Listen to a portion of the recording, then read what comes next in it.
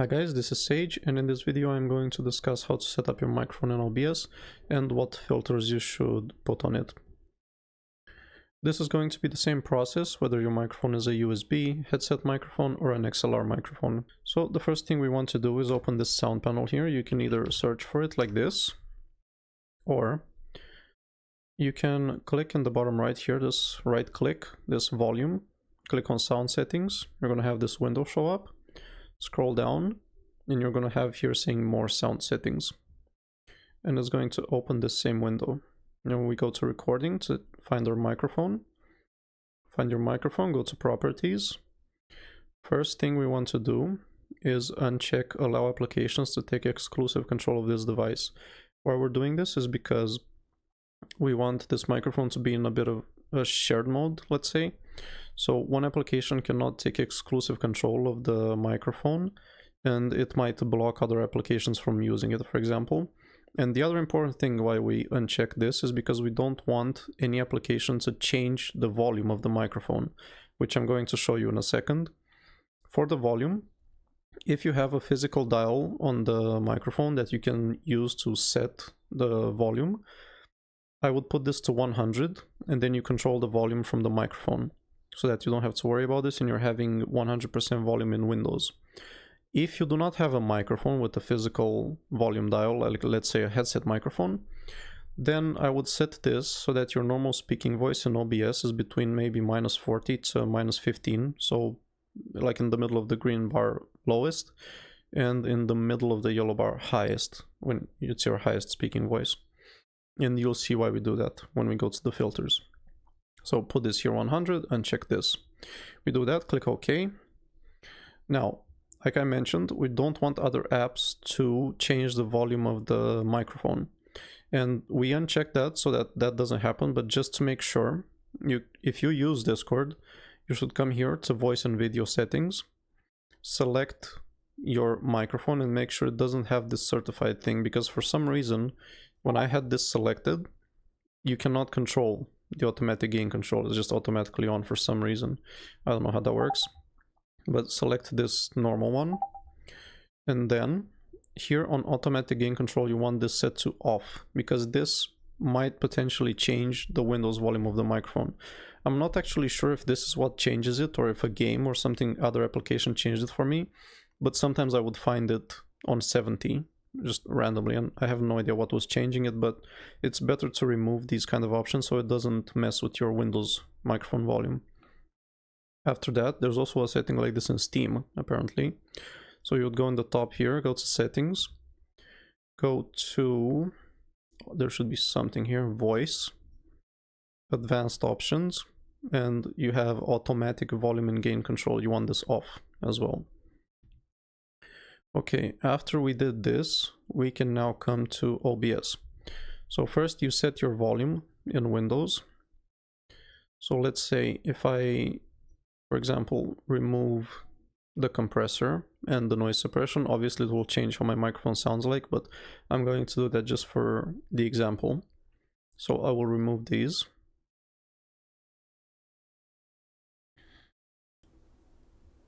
And now you can see how I have this green bar here slightly going up. That's because we removed all these filters. I will turn it back on. Now, the order in which you put these filters in matters. So we want noise suppression, gate, compressor, and limiter at the end. Why do we want? I've seen some suggestions saying you should put the gate first before suppression, but why you do not want that? Because you want the noise gate to receive the cleanest signal possible so that it can then completely remove any sound below the closed threshold and open on the open threshold. If you would put this first and then noise suppression, it kind of negates the point of the suppression in a way, because you would already remove any sound below the closed threshold decibels you set, and then it would apply no suppression on that. But you would want noise suppression first so that it cleans up the signal, and then the noise gate completely eliminates anything else that is left behind. So going with the first one, noise suppression, I am using Speaks. You can try RN noise, but when I use this, if you use RN noise, it's a bit more of an aggressive suppression. So, for example, if you like to do some kind of, let's say, sound effects, and you would do a sigh, this thing is going to completely remove it. You're not going to be able to have that anymore. So noise suppression is going to eliminate any kind of humming noise, let's say from the fans in your PC or something similar. So if I would remove this, you can make a recording in your case, so you can see in your room how this sounds like. Make a recording without any of these filters, just with noise suppression. Put it on 0 first, and then keep lowering. So the more you lower this, the more suppression is going to be applied. I would start with -30 and see what works.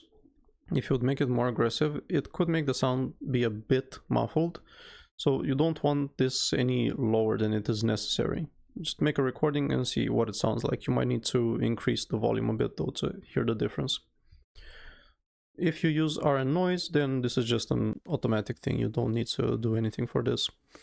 Here where it says more CPU usage, you generally don't need to care about this too much unless you have a very old, like let's say 10 years old laptop with a low power CPU, but 90% of CPUs should be more than fine to use RN noise, so you don't need to worry about this if you want to use that. Next, we're going to put a noise gate. How does this work? Close threshold obviously means that any noise below -50 dB is going to be completely muted, and open means it's going to open and let sound through above 40 dB. Why do we have a difference between these? Basically, this middle part is going to not cut off the end of your sentences. When you finish a sentence, our voices naturally tend to go a bit lower in volume. So if I would put this, for example, 50, and then I would put this, let's say 49, if I would say a very quiet end of a sentence, then it would cut off a portion of the last word that I say. And it could make this, sometimes if you also don't have enough of a gap in here, it could make this effect where it opens and closes, and it kind of mutes you and unmutes you. It's like as if you would be spamming the mute button. In order to not have that, you want to have at least, I would say, minimum 5 decibels gap between these, but it would be better if you'd have 7, 8, maybe 10 like I have here. So close threshold, you would want to mute any kind of noise, so I put it -50 for me, so it mutes absolutely anything below that. And then open is basically, you need to set this value to your quietest speaking voice. So let's say you would speak very quietly into the microphone, and then it would be around above -40, so that's how you set this. Attack time, you can leave it on 25, hold time 200 and 150, these default values. I think these are the default values, you can just keep these. But if you somehow notice the end of your sentences being cut off, like I said earlier, you can try to increase the release time so that it releases slower and doesn't create that effect. Regarding the compressor. First, how does this work? The compressor takes the part of your speech which is above the threshold that we set and lowers it in volume. So what this does is keeping your normal speaking voice that is quieter than the threshold we set here, for example -15 dB, and does absolutely nothing to it, and it lowers the volume of anything that goes above -15 dB. So what this lets you do is then increase the output gain of the entire signal. So because the compressor limits how loud you can get, you can then increase the entire output gain on the signal so that your quieter parts are louder. So everything is more normalized. The amount of sound that is going to be let through above the threshold, so basically the amount of sound that is compressed, is dictated by the ratio. 4:1 means that for every 4 decibels that are going above our threshold, the compressor will only let 1 decibel pass through. If you would put the ratio 3:1, then you would make it so that for every 3 decibels, the compressor will only let 1 decibel pass through. So the more you increase this, the more drastic of an effect you will have. When you first put this on, the OBS starts with a ratio of 10:1, which is too drastic, and the reason why is because it can make you sound a bit monotone or flat. So I suggest you don't use something that high. Try to start with a 4:1 ratio, and then I would stick between 3 and 5. I don't think you really need more than that, but you can test and see how it sounds like in your case. Maybe you need to adjust it, more or less. For the threshold, you want to set this so that it is around your loudest normal speaking voice. So for example, as I'm talking right now, if I would remove this compressor, so now that I have the compressor removed, you can see how my voice goes into this yellow line over here. It kind of goes up to 15 when I talk a bit louder. So I want my compressor to be above 15 so that it compresses any noise that's going to become louder than this. And I wanted to keep my normal speaking voice the same. I only wanted to reduce the volume of the absolutely loudest parts. For the attack and release, you can start with 6 and 80 milliseconds. For the attack, I'm not sure if this matters too much unless you know what you're doing and you want to get a specific effect in your voice. But I think this is fine to leave on 6. You want it to trigger as soon as possible when your voice goes above 15 decibels. And for release, you can start with 80 milliseconds. What is this going to affect? If you put it too low, so it disengages very fast, or if you increase it too much, so it stays active more than necessary, it might create this effect where it sounds as if someone is playing with the volume slider, putting it up and down all the time. So it would sound like it would make an effect of increasing and decreasing the volume in your voice at certain points around this threshold. For the output gain, you can increase this as much as you feel is necessary, but you should be careful with it because the more you increase this, obviously the more you are going to increase the gain on all the quiet sounds as well. So things like breathing or maybe other background noises that are not caught by noise suppression, because the noise gate is not going to kind of affect them anymore. The noise gate is stopping sounds below the threshold, but once you're talking, those sounds are going to obviously come through because the gate opens to let your voice through. So yeah, you can again record and see how this sounds like. As long as we have a limiter, you can increase the output gain on this even if you see the slider going into the red zone. That's fine. That doesn't necessarily mean bad. It's only bad if it goes up to 0.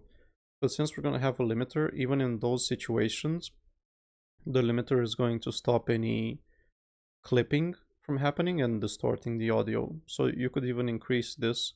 But I would say you should try and keep your quiet speaking voice around the -30 to -20 decibels, let's say, or even -35 to -20. Normal speaking voice, try to keep it in the yellow area, and maybe when you get louder you can have it go into the red zone a bit. That's fine. The last thing we want to do is put a limiter. I would put this on -2 or -1 decibel. This is not going to mute the sounds above -2 decibels. It's only going to drastically reduce them, so it's going to like put a volume cap on how loud it can get. And you can start with a release at 60 milliseconds. Again, this is kind of the same explanation as the compressor.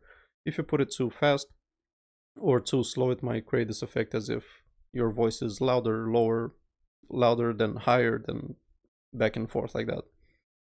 The last thing I want to show is how to set your audio sources separately from your microphone so that you can have your microphone be louder than a game that you're playing or a different application while still having the game loud in your headset or on your speakers, but then you can control the volume of how loud it is on stream or in a recording. And I'll show you how you can do that now. First, you need to go into these settings, go to audio, and here on desktop audio, you want to have all of these disabled. If you have 2 or 1, just put it to disabled. Click OK. Now you are going to only have your microphone here. And for audio output capture that I have here, for example, this is my desktop audio output capture. So I basically replaced the desktop audio that I removed from there with this, and it's capturing everything that goes through this device over here. If you have speakers, you can select your speakers or your headset, and you can control this individually. What you're going to hear in the headset or in whatever device you select here is what's going to be heard here. And you can also mute them individually. How do you add a game as an audio output capture as a source? You click this plus here, go to application audio capture. This says beta, but I'm not sure why it still says beta, because it works reliably. I've not had any issues with it so far. So click OK. You can obviously give it the name that you want, for example, the game that you're going to add. And over here, I do not have anything open, but if you have a game open, you're going to look for that. So I took a screenshot here to see what it looks like. So I have the Sekiro game here, and it says sekiro.exe and the name of the game. So you would select this. Let's say I select it here. I'm going to put Steam. And then you need to change this from window of the same type to window of same executable. Now, this is a bit of a complicated explanation, but the easy explanation is, simple one, would be that, let's say you put a game from full screen to windowed or borderless, or something changes in it, and there's a category of window classes that Windows uses, and if you put it same type, it might not always recognize it the same way, or if you change from full screen to a different borderless or windowed, it might not pick up the audio anymore. Something weird might happen and it might not find it, and then you have no audio from the game on recording or stream. So you want it, otherwise find window of same executable. Make sure you select it so it is like this, because now no matter what type of window it has, it's always going to give you audio from this executable with this name, which is obviously always going to be the same for a game. I have not tried this with different applications, but I'm going to assume it's the same. You want this for on executable. And then you click OK, and it's going to show up here. It just shows as application audio capture beta because I have not changed the name of it. But now you can lower the volume of this as much as you want, so it is quieter than your microphone on stream or on a recording. If you want to reorder these sources over here, the way you can do that is by renaming them. For example, you see I put my microphone here with a 0 in front. So you would just click this, go to rename, and then you just put a number in front of it. So basically OBS orders these alphabetically. So if you want to have something at the top, you just start with 0 and then go down 1, 2, 3, depending on what order you want. And that's pretty much all there is to it. I hope this was informative and helpful. I hope you learned something new, and I'll catch you guys in the next one. Later.